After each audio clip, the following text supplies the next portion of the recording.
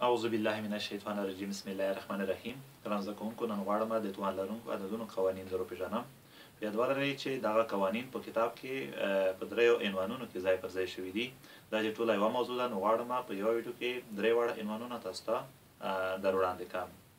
مخکې له دې چې په قوانینو باندې خبرې وکړم، یوه تاسو ته د ضرب او طاقت اصطلاحي تعریفونه غواړم در وړاندې کړم، تاسو د طاقت په قوانینو باندې ښه پوه شئ. د ضرب اصطلاحي تعریف دغسې دی چې د مساوي عددونو د جمع کولو لنډې طریقې ته ضرب وایي، او د طاقت اصطلاحي تعریف دا دی چې د مساوي عددونو د ضرب کولو لنډې طریقې ته طاقت وایي. لکه دغه مثالونه یې: 2 جمع 2 جمع 2 شپږ کېږي. اوس که د ضرب په طریقه د دې حاصل لاسته راوړو، نو لنډ دغسې لیکو: د دې تکراري شمیر ضرب د دوی څخه یو عدد 3 ضرب 2 شپږ. ښه، 2 ضرب 2 ضرب 2 2 ضرب 2 څلور 4 ضرب 2 8. اوس دا که د طاقت په مرسته ښایو، د دوی څخه یو عدد او تکراري شمیره یې دلته لیکو. په عموما کې که موږ دغسې ولیکو چې a په توان د n مساوي x. x په خپله د a په توان د n عدد حاصل دی. n د دې عدد تکراري شمیر دی چې دلته توان یا طاقت ورته ویلی شو، او دغه عدد چې تکرار شوی دی دلته ورته قاعده وایو. ښه، د توان لرونکو عددونو قوانین په دوه ډوله دي، د ضرب قوانین او د تقسیم قوانین. په دغه قوانینو کې a b دوه حقیقي عددونه دي، m n دغه بیا دوه تام عددونه دي.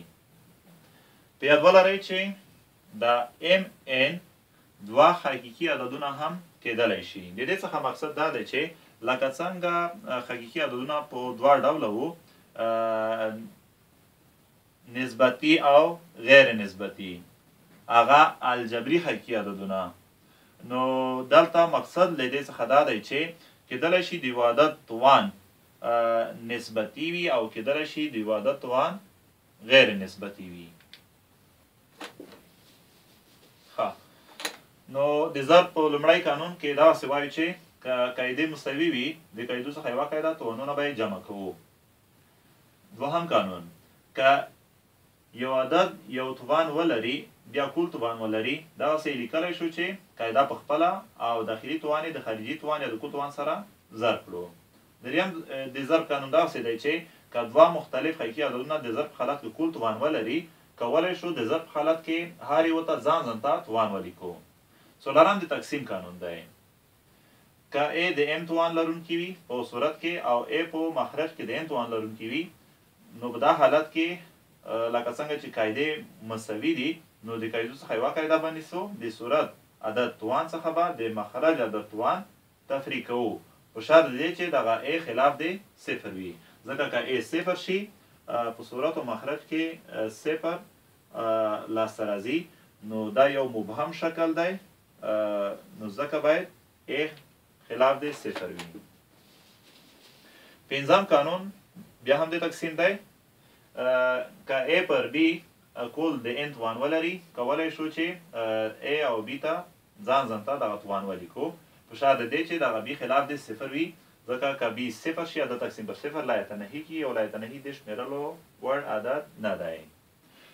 شپږم قانون دا دی چې که یو عدد منفي توان ولري او وغواړو د یو مثبت توان په شکل ولیکو، نو په صورت کې به یو لیکو او په مخرج کې به دا د مثبت توان په شکل ولیکو. اووم قانون دا دی چې هر عدد په توان د صفر مساوي یو کېږي. راځم د دې قوانینو اړوند مثالونو ته.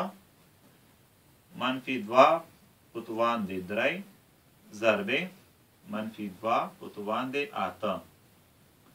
قاعدې مساوي دي. د قاعدو څخه یوه قاعده توانونه یې جمع کوو.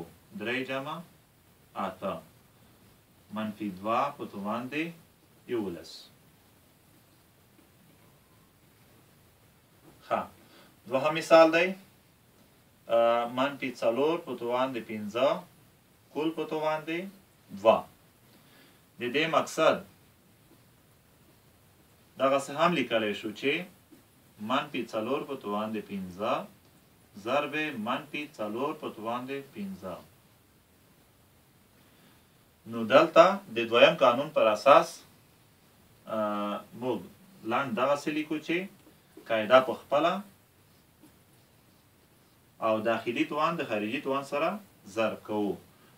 15 ضرب 2 څو بشي؟ 10. 15 ضرب 2 10 کیږي. ښه دلته دا د دې سره ضرب شو.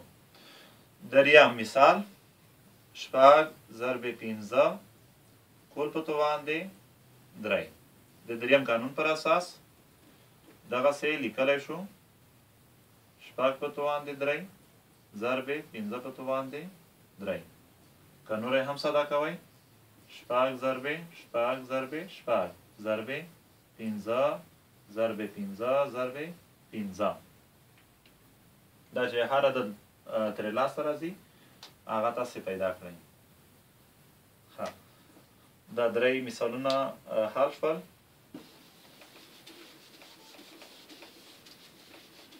څلورم مثال د تقسیم د قانون مطابق دی. 15 په توان د 7 تقسیم 15 په توان د منفي 4. قاعدې مساوي دي. د قاعدو څخه یوه قاعده د صورت عدد توان څخه د مخرج عدد توان تفریق کوو. 15 په خپله و هم په خپله منفي په منفي کې مثبت 4 په خپله نو ځواب یې څو شي؟ 15 په توان د 11. پنځم قانون دی 15 پر و کل په توان د 2. دغه داسې لیکلی شو چې 15 په توان د 2 او و په توان د 2. که لږې نوره ساده کوو 15 په توان د 2 څو کېږي؟ 615 او و په توان د 2 څو کېږي؟ 49. ښه راځم د شپږم قانون مطابق مثال ته. مثال 10 په توان د منفي 2. که د مثبت توان په شکل لیکل غواړو په صورت کې یو ولیکئ، په مخرج کې د مثبت توان په شکل ولیکئ. ښه بله خبره دا چې که A پر B دغسې مثبت توان ولري غواړو چې منفي توان ته یې واړوو نو دلته به A مخرج ته وړو B به صورت ته وړو یعنې B پر A په توان د منفي N. دغه یو قانون و چې تاسو ته مو یادوري کړو. مثال یې داسې ښودلی شو 10 پر 15 په توان د منفي 15. نو دلته که غواړو چې مثبت توان په شکل یې ولیکو دلته به دا عددونه سرچپه کړو 15 پر 10 په توان د مثبت 15. ښه هر عدد په توان د 0 مساوي یو کېږي. مثال یې دغسې لیکلی شو 15 ضرب 15 تقسیم 15 ضرب 15. د یو طرف نه دغه داسې لیکلی شو چې 15 پر 15 مساوي یو کېږي. د بل طرف نه دغه داسې هم لیکلی شو چې 15 په توان د 2 تقسیم 15 په توان د 2. قاعدو څخه یوه قاعده د تقسیم د قانون پر اساس د صورت عدد توان څخه د مخرج عدد توان تفریق کوو. څو کېږي؟ 15 په توان د 0. د یوه طرف نه دغه د 15 په توان د 0 سره مساوي شو، د بل طرف نه دا د 1 سره مساوي شو. دا چې د مساواتو یوه خوا سره مساوي ده نو بله هم خپله مساوي کیږي. 15 په توان 0 مساوي 1 کیږي. نو هر عدد چې توان 0 وي مساوي 1 دی. ګرانو زده کوونکو درس ته په همدغه ځای بس وي. بیا چې د یوه بل درس سره حاضرېږم د الله په امان.